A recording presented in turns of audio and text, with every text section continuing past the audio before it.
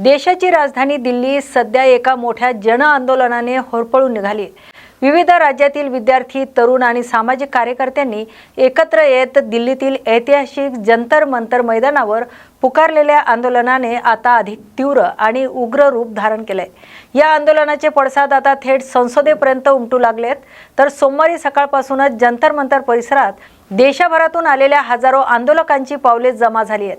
दुपारच्या सुमारास या आंदोलकांनी अचानक जंतर मंतरवरून संसदेच्या दिशेने कूच करण्याचा प्रयत्न केला।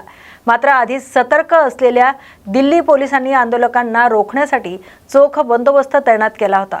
पोलिसांनी अनेक ठिकाणी मोठे बॅरिकेड्स उभारून हा मोर्चा रोखण्याचा प्रयत्न केला। या दरम्यान काही ठिकाणी आंदोलनकर्ते आणि पोलिसांमध्ये जोरदार धक्काबुक्की झाल्याच्या घटना समोर आल्या आहेत।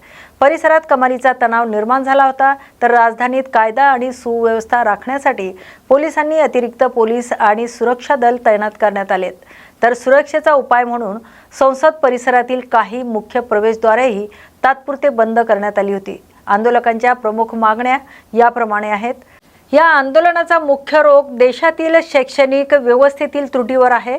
तर राष्ट्रीय आणि राज्य पातळीवर परीक्षांमध्ये होणारे कथित घोटाळे थांबवून संपूर्ण प्रक्रिया पूर्णपणे पारदर्शक करावी अशी प्रमुख मागणी आंदोलनकर्त्यांनी लावून धरली आहे। त्याचसोबत शैक्षणिक गैरव्यवहारासाठी जबाबदार असलेल्या घटकांवर तात्काळ कठोर कारवाई करून त्यांची जबाबदारी निश्चित केली जावी आणि लाखो विद्यार्थ्यांच्या भविष्याशी खेळणाऱ्या सध्याच्या शिक्षण व्यवस्थेत आमूलाग्र सुधारणा करून विद्यार्थ्यांना लवकरात लवकर न्याय मिळावा अशी आग्रही मागणी या आंदोलकांच्या वतीने करण्यात येते।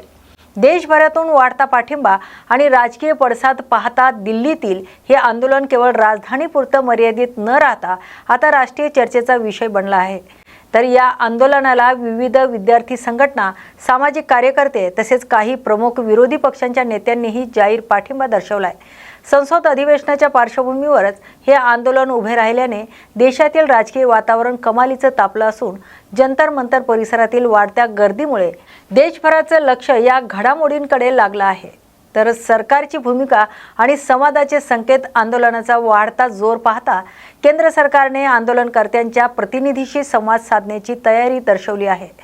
चर्चेच्या माध्यमातून या संवेदनशील मुद्द्यांवर तोडगा काढण्यासाठी प्रयत्न सुरू असल्याचे संकेत मिळत असून सरकारच्या वतीने चर्चा करण्यासाठी प्रतिनिधी मंडळाशी संपर्क साधण्यात आला आहे। मात्र दुसरीकडे आंदोलनकर्तेही मागे हटायला तयार नाहीत।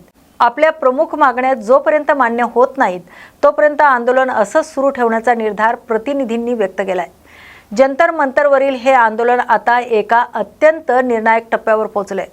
एकीकडे सरकार संवादातून मार्ग काढण्याचा प्रयत्न करत असताना दुसरीकडे तरुण आपल्या मागण्यांवर ठाम आहेत। संसद अधिवेशनाच्या काळात सुरू असलेल्या या संघर्षाचा देशाच्या राजकीय आणि सामाजिक वातावरणावर येत्या काही दिवसात मोठा परिणाम होणार आहे। त्यामुळे सरकार आणि आंदोलनकर्त्यांमधील या चर्चेचा अंतिम निकाल काय लागतोय यावर संपूर्ण देशाचं लक्ष लागलंय।